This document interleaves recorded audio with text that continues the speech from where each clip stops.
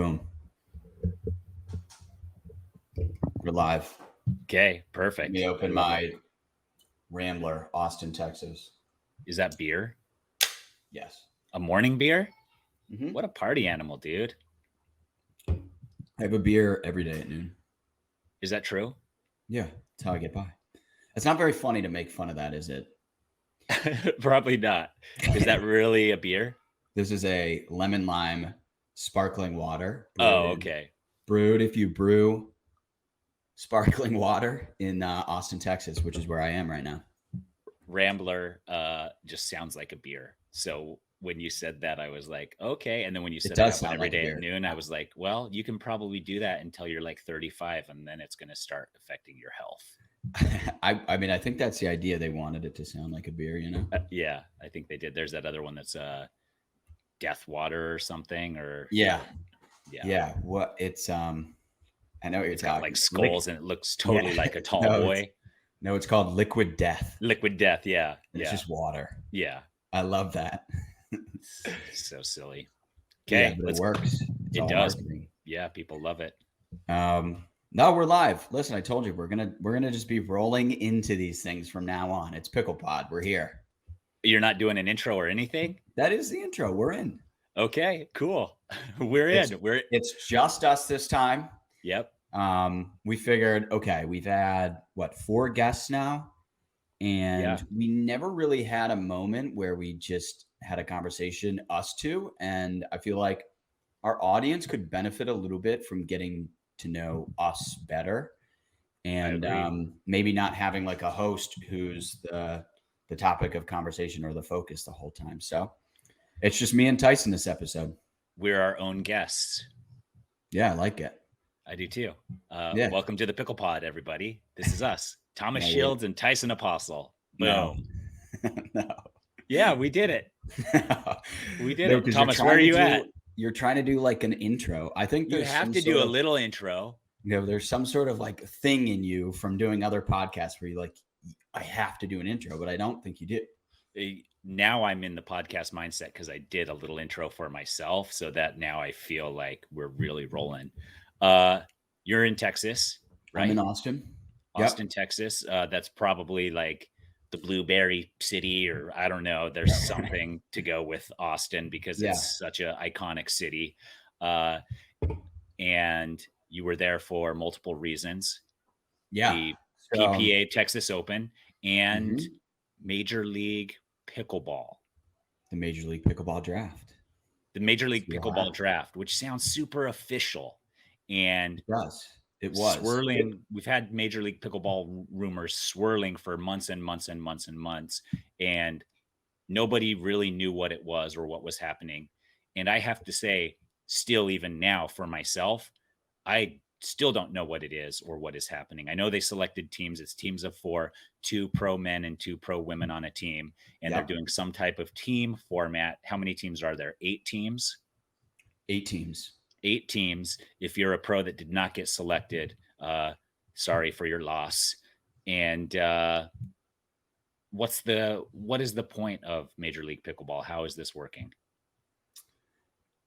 What's the point of Major League Pickleball? I don't know, but I do know as far as I mean, like, do you want their mission statement? What do they have? No, but as far as something, as far as what to expect. So it's going to be filmed one weekend, November 5th to 8th at Dreamland. We've talked about this. But I mean, my hope, and I think their hope, is like, this is a new legit league that puts a spotlight on the top level of play in pickleball, legitimizes the sport, and shows that, hey, like, there are real athletes in this thing. And I think the format's really cool. So being at the event was awesome. Watching the draft actually happen was really cool. Did they do like a whole NBA thing where you go up, you sit down, you sign, you get a hat, you cry, and then you talk about it for a little bit? Yeah, there was some like hat handouts because some of the owners were there, like Tim from the Austin Pickle Ranchers. Like, he was there, so he would give out a hat. Is that one of the teams, the Austin Pickle Ranchers? Yeah. I have to say that the teams I've seen, I mean, none of them had like Wolverine Sabertooths or something cool. They were all like pickle people players. Yeah. They Wolverine Sabertooths? Are you kidding me? That's not one of them. Yeah, so I a just lot came of up them with were that too. they were based off of like the owner Yeah. and their company that was like sponsoring the team. So like Right. one of them is Team Clean, which is named after Clean Cause, which is like a sparkling water, or it's like a yerba mate drink. I don't know. And also Team Clean is not as cool as Wolverine Sabertooths. Agreed. Yeah. We were talking about how like having these sort of like random team names makes them less marketable. But that would be, of everything in Major League Pickleball, my only qualm is that like the team names themselves aren't that marketable. Like you can't necessarily have a mascot for them, like the Red Wings, which is sick. Right. Wait, the Red Wings don't really have a mascot. That's the one I should not have They said. probably do. Do they not have a mascot that runs around the stadium? No, so it's a squid, There you go. but for the Red Wings. Yeah, it doesn't make sense, but they at least have something. It makes sense when you get into it. It's actually pretty sick. So the 8 tentacles of an octopus or a squid, it's like an octopus, but the fans throw squids onto the ice, and each tentacle represents one of their Stanley Cups. They've since won, I think they have 11 Stanley Cups now. So they have an 11-armed octopus running around the stadium. They just staple on an extra arm to the costume every time. Yeah, right. Exactly. And it's getting really taxing for the guy in the mascot. Yeah, as it gets heavier and heavier. Yeah. Every few years, there's like a few more pounds are added to the costume. Cool. I like that. I agree with you. Like I saw some of the team names and I was like, I, as a casual viewer, do not understand. I understand that it's probably linked to some corporation or something, but if it was like the Team Clean Raiders or something like that, or whatever, then the team ownership can transfer to someone else if need be, but still maintain its individuality that it's had. Like, and there's nothing distinguishing these teams as far as that goes, other than the person who presumably is funding them, right? Right. It makes the team seem more like an ownership group than a team, like an organization, if that makes sense. Yeah. So I agree with you there. But are these players going to have to share out codes? They're part of an affiliate program with Clean. Yeah, right. It sounds like, right. That's what it sounds like. But no. So yeah, the draft itself was an awesome event. So listen, pickleball is in its infancy. And so I typically have low expectations for anything in the sport. Just because it's budding and new. Yeah. Yeah, right. And I always concede that it has a long way to go. And there's a couple organizations that are doing a good job of like putting pickleball in a light that looks truly professional. Major League Pickleball is definitely one of them. Once they hit go on their marketing strategy, it was like, this video really well done, this photo shoot, awesome. Like their logo, all the marketing on their website, it's very professional, it's very clean, and they've done a really good job so far. And I think the draft itself reflected that. And I was really surprised. Again, I had low expectations. I didn't know what I was going into. Right, because they kept it a pretty big mystery, so nobody really knew exactly. Well, I think that, and that's, it seems like that was deliberate. It was that everybody was excited to see what it is. Yeah, exactly. It was like the Fire Festival of pickleball, where all we're seeing is orange squares. We know something's coming, but what exactly, we don't know. Except when we got there was something legitimate. It was success. At least so far. We'll see. November, 5th or whatever, when it airs, we'll see if it comes to fruition. But what kind of hors d'oeuvres did they have there? No hors d'oeuvres. What? There was an open bar. Okay. Most people weren't drinking because a lot of them were players. Mm-hmm. Some of them were like 14 years old, like Anna Lee Waters. Okay. But she's with her mom. Yeah. Are her and her mom on different teams? Yes, which is cool. Yeah, It'll be cool fun. to see them play against each other. Yeah. And but let me ask yeah, you all so these questions from a casual, from somebody who's just watched all this Major League Pickleball go down on social media and seen comments and stuff. There's multiple contests throughout the year, right? just one to start. Just one to start. Okay. Yes. So the teams are only staying together for this one to start. So then if they do multiple, are they redrafting or are they keeping the same teams? Because that will also determine, like, you're not going to get attached to a team if they switch teams every single event. Right. I don't know. So maybe nobody knows. So only one to start. And when is this happening? November 5th to 8th. Oh, it's coming up. Yeah, it's like a month. Yeah. Okay, cool. I'm excited. It's right around the corner. Yeah. Are you going to be there physically for it? Sure will. Thomas, you live quite the life. Quite the pickleball life. Yeah. But anything else? So yeah, so back to the draft itself. I didn't know what to expect. Arrived at the venue. It was this massive castle. It was a wedding venue. And when I saw that, I was like, oh, wedding, but like we couldn't do like a cool restaurant or something. But then when we got there, I was like, dang, this is awesome. I pictured it when I saw your videos of it. Yeah. And the castle, I thought of medieval times. Yeah. It had that vibe. Yeah. Okay, cool. But then when you got in there, it was like, it actually was kind of medieval on the inside, but they had like 20 people for their production team, all sorts of, cameras. I mean, it was really professional. I felt like I was at a true, like an NBA draft or something like that. Okay. Then the drafting actually started and the players started getting announced. And what we slowly realized was once a player was on a team, now they were thinking, okay, who do I want as my teammates? Oh, right. So they started texting the owners. They're calling the owners. They're texting the owners. Some of the owners are walking around. There's little like pods forming. Like at one point, interesting. So then the first person picked then has input on who the second person is going to be on their team. Yeah, right, exactly. I like it. Yeah. There was a schoolyard pick. What's that? It's like a schoolyard pick. It's not so much a draft as a schoolyard pick. Is once they select somebody, then that person then has the input to be like, no, let's go this direction. Yeah, I like it. Exactly. Yeah, exactly. And so I would say, I don't want to put anybody on blast, but there were definitely decisions made where people were drafted ahead or not drafted at all because it was like, okay, either one, I have way more chemistry with this person, even though this person is like on paper a better player. Right. Or maybe I've never played with this person. I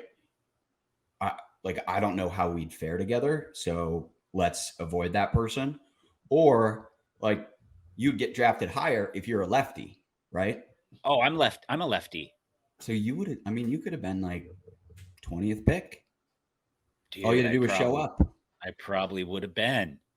And this is how my whole life has been. Like in soccer growing up, they're like, we need a left guy. So you are the left guy. In baseball, it was like, you get to be our left-handed pitcher and our first baseman and our right fielder. And it was like, there's always a place for a left-hander as long as he's not horrible. Mm-hmm. Hockey would have been also. That's one where like, if you are left-hand, it's like debatably you have a legitimate advantage. Yeah. So going back to hockey, it's the hockey pod. Yeah, it is. So cool. So so a lot of pros showed up. Did all the pros who were drafted, were they all there physically or no? Not all of them. No, there were a few missing. Like Tyson McGuffin wasn't there. Like Lee Whitwell wasn't there. Andre Diescu, or however you say that, wasn't there. Okay. A lot of the late rounders, really. Tyson was an early rounder, but and were there people there? Were there pros there who did not get selected? Yes. And was there disappointment visible on their I'm faces? sure there was. I didn't pay attention to that. I'm sure there was disappointment. I'm sure there was a run around lot of with a camera and disappointment. try and interview people that didn't get selected as soon as it Yeah, you happened. just like get up. The right draft to just their ended. How face. do you feel? Yeah. Yeah, that would be a bummer. But hey, listen, there's a lot of like undrafted players in other leagues that are like, all right, that lights the fire that drives them to be a Hall of Famer, right? So Yeah, that's what these guys needed, there you maybe. go. And Yeah. more teams will probably come in the future if they keep doing it, right? Yeah, and I think that's part of the plan. Going back to your next question, is it going to be multiple times throughout the year? Like I think they're thinking about expanding to making it multiple times throughout the year, expanding the number of teams. Okay. So everything's up in the air, and I think they Right. want to get this first one under their belt, do it right, see how it goes, and then from there reassess and build it out. Okay. So yeah, I'm excited to see it. Where do Yeah, you think we can? Where are we going to be able to watch this thing? So live stream. So I think we'll be helping to live stream it. Okay. But Will we be also commentating? You and I? let's make our official pitch. Okay. Look into the camera and talk to Steve and Brooks and all the owners and make your pitch. Steve and Brooks and all the owners. Nobody has a better voice than me. I promise. How was that? Me too, when I talk smooth like Tyson. And by the way, I did make my commentating debut in Dallas. I saw that. The PPA Texas Open, 2 championship matches. Right. So this same weekend or this same week, you're already in Texas. The Texas Open is happening. You've got to be there because that's the hot spot of pickleball this week. Yep. And did you have this planned? You were commentating for the PPA, 2 championship matches for Fox 2 Sports, right? No, I have a confession. What? The first 2 matches that I commentated on were not on Fox Sports. I was bummed. But that doesn't take away from the fact that I got a couple reps in. I showed I've got some potential, and hey, Major League Pickleball. We've got somebody with experience. We've got somebody with the smoothest voice. And I also have lots of experience talking in general. Yeah, you talk a lot. I'll give you that. See? But yeah, it was so it wasn't like planned, but we've talked about it in the past where like me and the Connors, or I would like say to Hannah Johns, be like, hey, like whisper in there, like tell them I'd love to commentate. Okay. And they said I could do it. And they said, but like I would always get cold feet and never ask. And then this time around, it was just Connor. And I looked over at the beginning of the match and I was like, I'm right here. Like, do you need some help? And he was like, yeah. And so it was a fun experience. I like commentating. I think it's cool. Yeah, I like commentating too. I did some commentating at the Gamma Classic, and I did a little bit at a tournament in Arizona, the Red Mountain Ranch pickleball tournament, whatever it's called. And I also enjoy it. I mean, you just let the action speak for itself and then chime in once in a while when nothing's happening. Right. But, oh man, I gave all my secrets away. That's okay. My one fear was that I've just seen some of the Facebook comments in the past. People are not nice. So you're not going to read Facebook. I thought I'd get ripped apart. And, well, let's just say there wasn't anything bad. So that's good. Yeah. Yep. And it sounds like, so for the PPA, it sounds like if you're just in the vicinity and you raise your hand, you could potentially become a commentator, a professional pickleball commentator. Yep, exactly. So there's going to be all these people just hovering around the booth at the PPA. You just get in the line. Get in the line. No, I mean, I think there was some credit given to the fact that like I write about pickleball for a living. Sure. And they know we have this podcast and stuff like that. So. Yeah. I just like the idea of like people, the randoms just being like, choose me. And they're like, get on in the booth. Let's see what you got. Well, they did have at halftime of one of the championship matches, a rapper come out and rap his pickleball song, which was really good. Interesting. Is there footage of it? Maybe, probably somewhere. You for real didn't film that and put that on TikTok? I didn't even get to, I watched him hyping up the crowd Are before he started you? rapping. Oh my! Are you Okay, kidding then I me, had to go dude? do something. I had to run back to my car. I can't even remember. I was like getting equipment or something like that. I can guarantee you the pickleball rap at halftime would have gotten you more hits on TikTok than anything else you've posted up there, for sure. Well, so first of all, our success on TikTok is because people are like, "What the hell is pickleball?" And they see Yeah. these like fast points, and they're like, "What? Like, what is going on here?" And to see not only pickleball, but somebody pickleball rapping Yes. at halftime, Mind's blown. or between games, and like a crowd into it, I think they would have been confused times 10. So you're That's right. what I'm saying. Yes, that's what I'm saying. It would Probably have would have shared popped. around. People would have used the audio. People would have done duets with it. It would have gone berserko. And they have to have this guy back. Who has footage of that? Get us footage. I have no idea. I know. But I know they did it in Vegas too. So he's one of the guys who works with one of the companies that's a vendor at the PPA tournaments. So he, like, I don't know his role. Rapper. But well, yeah, he's the rapper now. he's been promoted.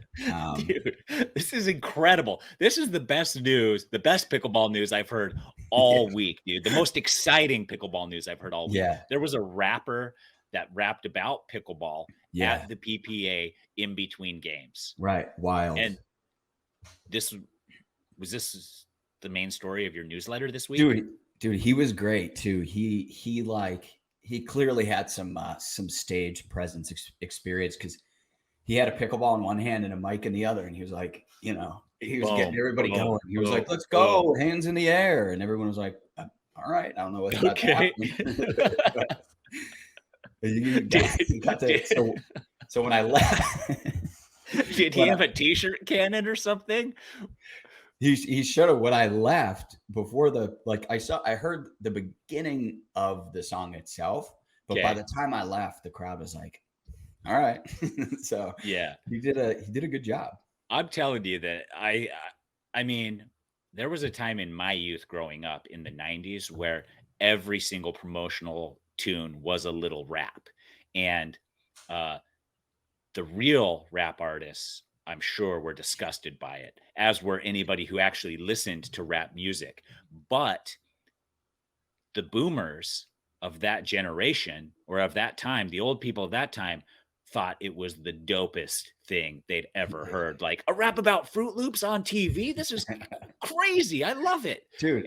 And like, I imagine those are the same people that are in a conference room be like, what would young people like to hear about Fruit Loops? It's like a rap. Yes. And so this is exactly that, where they're like, okay, how can we reach the young kids? Let's do a rap. But then the only people eating up the rap are the old people who were the generation who created the rap in the first place. It's beautiful. I wish I could have been there. I would, honestly, if I could create a time machine, this might be the moment I go back to visit this pickleball rapper. I remember a bunch of and honestly, I feel like these weren't that long ago, but Reese's Puffs raps. Yeah, there's a lot of corporate raps, and none of them are beautiful. They hit all the of marketing them on the head there. That really made me want to go grab a bowl of Reese's Puffs. It's so good. Every time a corporation comes out with a rap, I'm like, oh no, here we go. And it never disappoints, because it's always ultra disappointing. That was great. Yeah, it's so great. Well, if we can ever get that guy on the podcast, or get him to do our theme song for the podcast. Are you kidding me, dude? Oh, I did want to, do you ever send it? I've done this to you. You like send it, you get an idea in the moment. Yeah. You send a text. It sounds great. And then you get distracted. And then the person on the other side is like, so I did that with our intro song. So for everybody listening, we're working on getting a cool little custom intro song. And I reached out to Ozzy Levin, who's this awesome rapper, and to do like a little custom jingle. Okay. and we started kind of mapping it out. And then now I'm realizing right now I need to get back to him. Okay.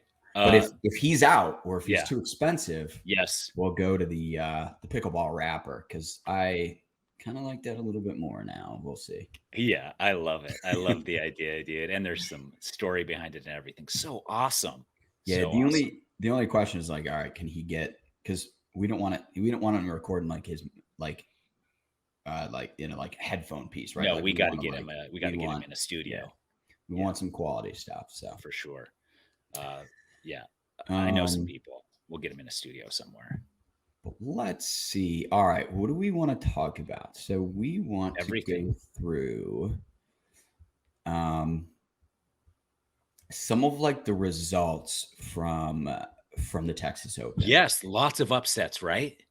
Yeah, and honestly, like I felt like of all the tournaments I've been to, so San Clemente was awesome, and I kind of put that one on a pedestal, but I thought this one was, just from like a match play perspective, was some of the best pickleball I've ever seen. Okay.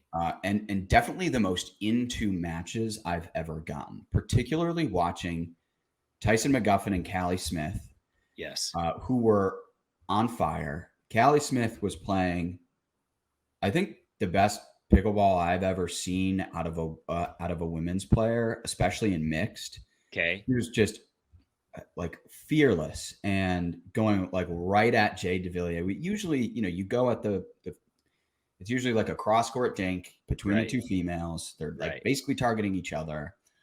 But she was, I mean, she took it right to Jay multiple times. And if so many clips of her just beating him like right down the line. And basically what that did was it made Jay have to stay home. Right. Because what he wants to do is get aggressive, come to the middle of the court, poach. He's a freak athlete, right? He can jump around. He's fast. He's aggressive. Right. And what she did was say, no, Jay, you're not allowed to play your game. You need to stay where you are. Otherwise, I'm going to go right down the line on you. And I think it made all the difference. And Tyson and Callie just looked in control over Jesse Irvin. Just as Jesse Irvin and Jay DeVilliers versus Tyson McGuffin and Callie Smith. And this was not the final, by the way. That was an unbelievable match. Tyson was playing insane defense. Callie was playing insane offense, playing fearlessly. And now it was just one of the most like exciting matches I've ever watched, and definitely yielded some of the best highlights I've ever seen. There was one that, I saw your highlights that you had posted. Totally all blew over. Up.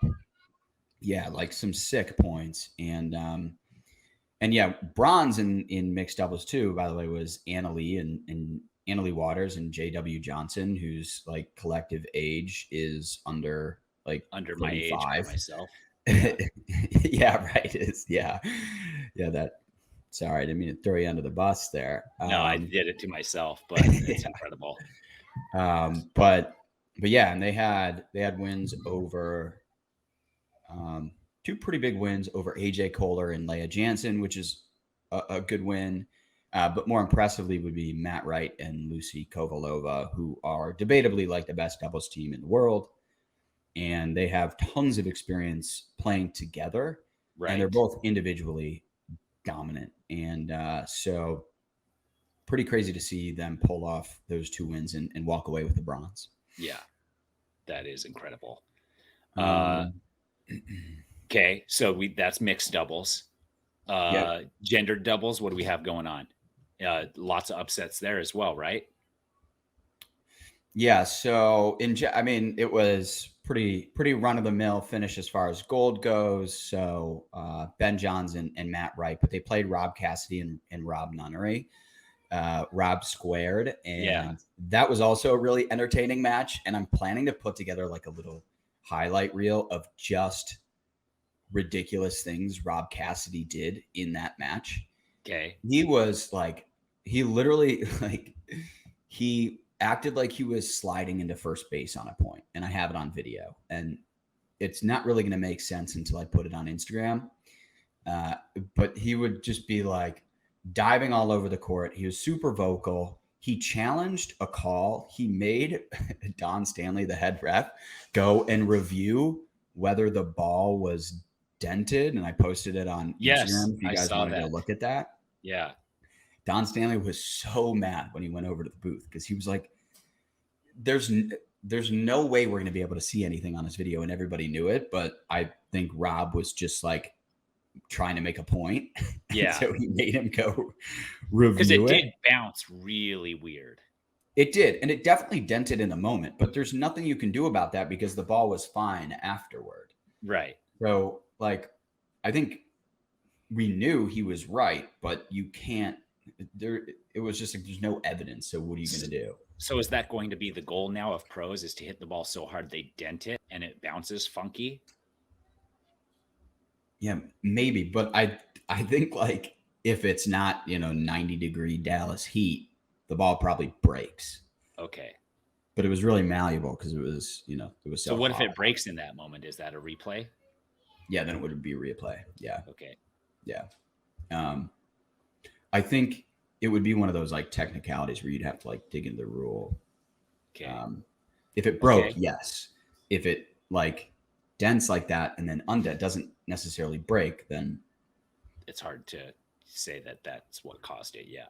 Yeah. Okay. But yeah, so the Robs had a great performance, but it's going to be really difficult to beat Matt and Ben. Right. There was one other, like, what was the other one that I really wanted to mention? I'm not sure, but I will just say Zane Navratil won his first PPA title. And when I heard that he won his first PPA title, I was like, really? Like, he hasn't won one. So he did over JW. Yeah. He's been second so many times. But he's just always like up at the top, like, right.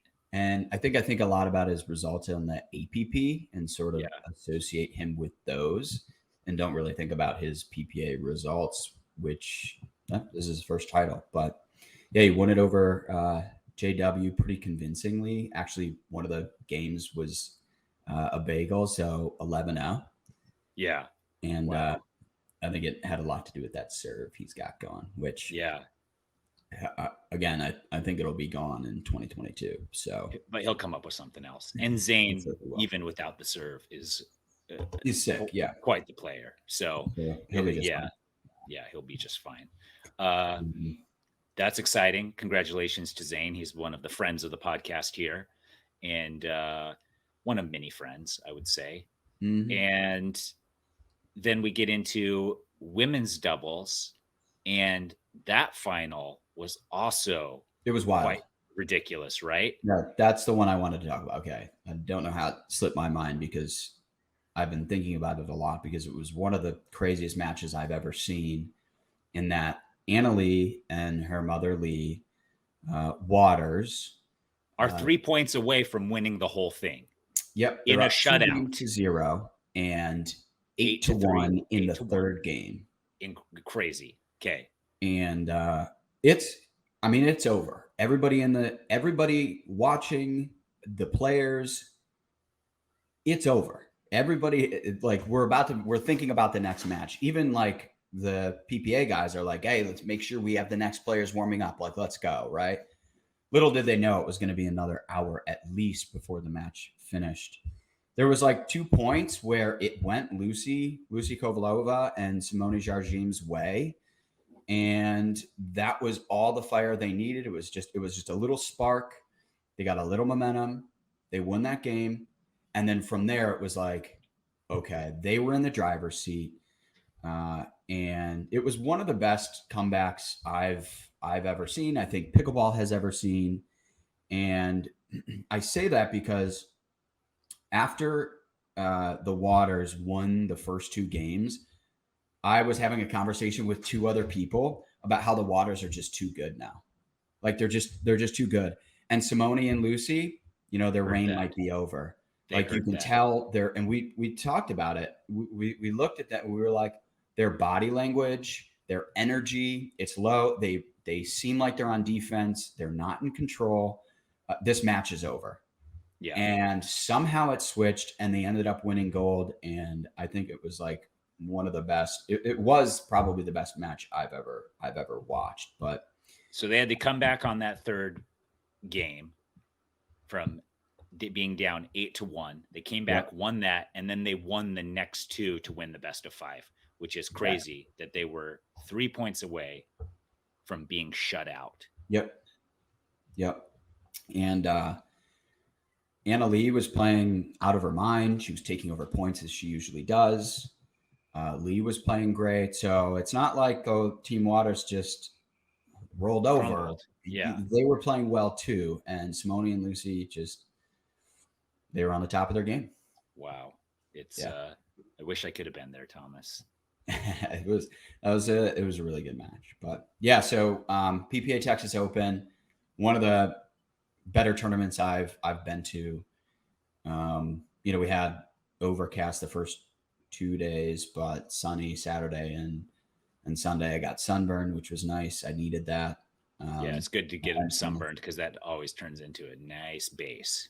Yeah, and then looking. You look good. I like that. I always look fine. I'm Finnish. By the way, yes, we have 6 listeners in Finland. I think we should have more, but 6 is still fine. In Finland? Is there any pickleball in Finland? I mean, apparently. Yeah, so, there must be. Shout out to the Finns. Yeah, let us know who you are. Yeah. That's cool. What's a super Finnish name? Like Yakoslav? I don't know. Yeah. I don't know either. But I'm 50% Finnish, so. So you should know a Finnish name. Well, I do, but it's just not like super generically Finnish, like Rantanen or Dahlgren. It's pretty much like Swedish names are Finnish. Sure. Yeah, Viking, some Viking names. Yeah. But cool. All right. Yeah. So PPA Texas Open, it was awesome. Sounds awesome. All right. Let's talk a little bit about just kind of like some recent. Well, first of all, let me just go through the tournaments coming up here. So the next big tournaments for PPA, APP. So October 15th. So next weekend, we've got the APP Hilton Head Open in South Carolina. Cool. Lots of pros going to that. What's that? I said lots of pros going to that. I've seen a lot of people posting about going to Hilton Head. Yeah, definitely a popular tournament. I think it's well regarded. It's also like a great destination. So why wouldn't you want to go? Right. October 21st, we've got the PPA Championship in Vegas. I'll be there. We'll have another Dink dude there. So we'll be well represented. I'm really looking forward to that one. Okay. And then November 5th, we actually have Major League Pickleball. So November 5th to 8th again, we'll finally will be revealed Major League Pickleball and what all that entails. So I'm really looking forward to seeing that. I'll be there as well.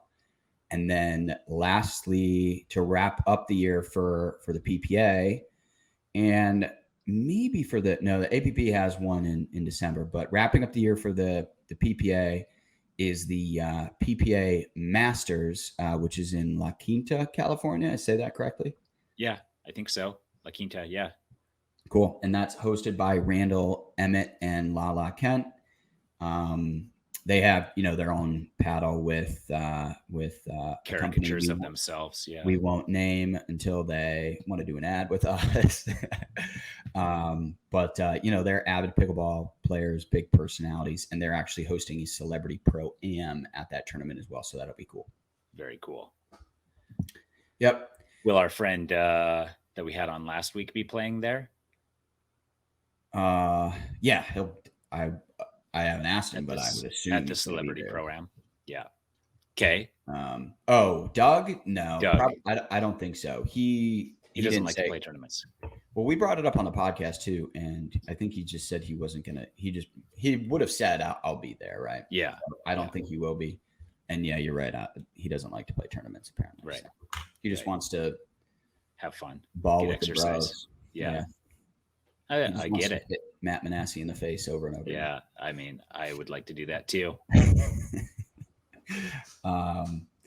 Yeah. All right. So a couple cool things. Well, let's start with this. So there's a couple instances of pickleball being on major platforms. So tomorrow morning, Yep. the Johns Bros, Collin and Ben, are going to be on live with Kelly and Ryan, which will Okay. be really cool. I'm sure they'll just be talking about, the rise of the sport. I think, the sport kind of fits that demo of like Kelly and Ryan's demo. So it Sure. makes sense. But, just being advocates for pickleball, where the sport is added. And someone just sent me they DM'd it to me. I got to post it when we wrap up here, but they are in the middle of a street that looks like it's probably in like lower Manhattan, and they just like blocked off a block and they put out a pickleball court. And Collin and Ben are just like in the middle of the street playing pickleball right now. Oh, And that's fun. yeah, it's an interesting sight because I think everybody walking around probably just doesn't know who they are, and it's Yeah. kind of I mean, cool. that's safe to assume. Yeah, I think like in 10, 15 years, like you'll kind of look back on that and be like the two like the best doubles team in the world was just like playing pickleball in the middle of the street and everyone was walking by like, what are you guys doing? Yeah, that could be. But in 10 to 15 years, the best pickleball players in the world will not be the same people that they are now, right? It'll be different names probably. In all probability. Yeah. But I mean, that's the growth of the sport. And I also do like right now, all the top pros, all the biggest names in the sport are very accessible. And that also makes it fun for the people who are following pickleball. So For they're sure. going to be on Ryan and Kelly tomorrow morning, Friday Yeah. morning. Mhm. What else? What other big news blurbs do we have? So Pickleball in the news all over this week. well, yeah, I mean, we had the Boston Globe. Pickleball is growing at an unprecedented rate. There was a lot of conversation around that. It was in the newsletter. It was all over social media. But again, just another testament to the fact that pickleball is absolutely exploding. Yeah. And even this morning, my buddy sent to me, I love the Joe Rogan podcast. I listen to it all the time. I didn't listen to the most recent episode, but sure enough, there's 5 to 10 minute segment where they just talk about pickleball. Yeah. And if people from the Joe Rogan podcast that are listeners that wanted to listen to longer than 10 to 15 minutes about pickleball, we're the podcast for you. Exactly. Yeah. But yeah, I mean, they're like the biggest pickleball or the biggest one of the largest, yes, podcasts in the world, I would correct. bet. So We're getting some notoriety here. Yeah, and I mean, they totally like shit all over pickleball. They were like Joe, when they pulled up like Google Images or whatever, and Joe goes, "Oh, look at those dead people!" Right? Like, Yeah.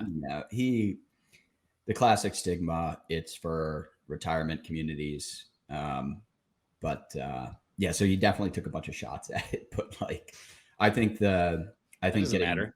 Yeah, shining a light on it is good in right to any degree. Yeah, I agree. So, yeah, very cool. And yeah. I mean, I discovered pickleball in my retirement community, so yeah, he's not totally wrong. Well, my grandpa showed me pickleball. So yeah, that's what I'm saying, dude. So yeah, he's not totally wrong, but I think that are the younger generations are playing it. Yeah. So I mean, how fun it is. That's kind of the story for most people, right? But yeah, I think that's one of the big questions. And so I was at Dreamland yesterday, which is where it's in Austin, it's just outside of Austin, where Major League Pickleball will be filmed. Yeah. Rob Nunnery, his wife, Deckel Bar, Vivian David, and her. Rob Nunnery's wife is Deckel Bar. Did I say it like that? Did it sound like that? Rob Nunnery's wife, Deckel Bar. No, Rob Nunnery. I was talking fast. Rob Nunnery and his wife, Deckel Bar, Vivian David, her sister, and potentially AJ Kohler soon. They all live at Dreamland. Right. But yet I was there yesterday, kind of just touring the facility, meeting with the Major League Pickleball and Duper guys. And I was just chatting with Rob Nunnery a bit, and we were just kind of talking about the challenges that the sport still has in front of it. Like we talked about this before, but it's exploding at a participation level. So everybody's Right. playing it. Right. But is it going to explode from a spectator standpoint? Is it going to grow in the younger demographic, the Gen Zs, more within millennials? I think the upper end of millennials are playing it right now. But if it really wants to become a mainstream sport, it needs to grow at younger ages, and more young people need to start playing the sport. Right. And I think that's why it's really great that the Boston Globe is going to cover it and shine a light on it. Joe Rogan's going to talk about it, even though he's talking about it being an older sport. I'm talking about it on my social media. You're talking about it on your social media. Speaking of Randall Emmett, he's doing the same thing. Lala Kent, like they're bringing eyeballs to the sport. Something like Major League Pickleball, you're seeing the names associated with it, the investment that's being made by accomplished business men and women. That's a major testament. So all these things are hopefully going to put a spotlight on pickleball and just coax people into saying, okay, what is this? And hopefully help to facilitate growth at a younger level. Because I'll just leave it at this. One of the things we were saying was, or like a question that was posed, like, will it become the next tennis where there's courts everywhere and people watch it and people play it? Or will it become like the next darts where, you could go into any town and probably you walk into any bar, like there's multiple dart boards. Yeah. But have you ever watched darts besides like the weird viral clips on, TikTok? Hardly. No, I haven't. Yeah. But I did learn how to play darts for reals and got my own set of custom darts that were weighted specifically for me and learned the technique and everything. And that's a good point. And honestly, I think nobody knows. And that's, I think you just try, and it's building and it's growing fast. And will it reach the point where people who don't really play pickleball will enjoy watching it? Or do you have to play to watch, and do you have to play well to enjoy watching? So there's a lot of that stuff going on. Mm-hmm. And I just think it's young and it's in its infancy, and lots of people are trying lots of different things, and some things will stick and some things won't. So my hope for it is it continues growing professionally, but also on the rec level. But you never know. Yeah. At this point, like, I think we just are enjoying watching what it's going to do. Right. I think there's a lot of people making the bet. We're definitely one of them. So yeah, I think so. Cool. Anything else, Thomas? No, I think the last thing I wanted to pose was, will it be like darts or will it be like tennis? I was like, that's a really good thing I can say. That's the thing. You can say that. And that's how you want to close the whole thing out like that. Yeah. So you want to pose the question to the audience and then have it be unanswered by us. Yeah, send us your feedback. And also leave us a review on the podcast. Please, please, please, please, please go on. That helps us so much. And we're doing this free of charge to you. You get to listen to us for an hour, talk about pickleball. If you like it, get on, leave a review, and that will boost us in all of the podcatchers, which then gets us more visibility. Yep. And if you're on Spotify, I didn't know this. And I think a lot of people don't know this function, or maybe I'm just a moron and I don't know Spotify, but hit the follow button on our podcast. So you'd be like updated whenever we release a new episode and all that.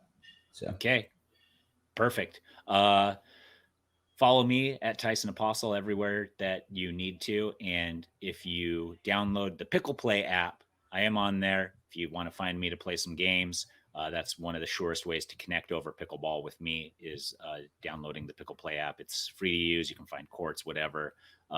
Thomas, what are the best ways they can see what you're up to? Yeah, well, so follow us on Instagram. I probably referenced our Instagram multiple times throughout this episode. So follow. Still, let's do it one more time. Yeah, yeah. Well, I think we've got like 35,000 followers now. Definitely the biggest pickleball Instagram out there, which is pretty cool. Pretty cool to think there's another testament. But sign up for our newsletter, which you can do at thedinkpickleball.com/sign up. And then join our Facebook group.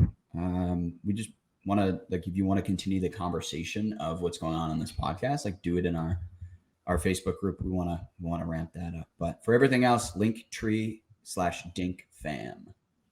Perfect. That's where you can find the newsletter. That's where you can find all the social medias. That's where you can find the podcast, all of it. Okay. Very cool, Thomas. Cool. I think we had a great episode. I think we did too. Yeah. One of our best yet, for sure. Yeah. So take that, Zane. We don't need you. Oh, no, we do need Zane. Yeah, we need this. Also, we want you to come back on. So yeah, definitely. So, okay. We did it. That's our sign off now. Sure.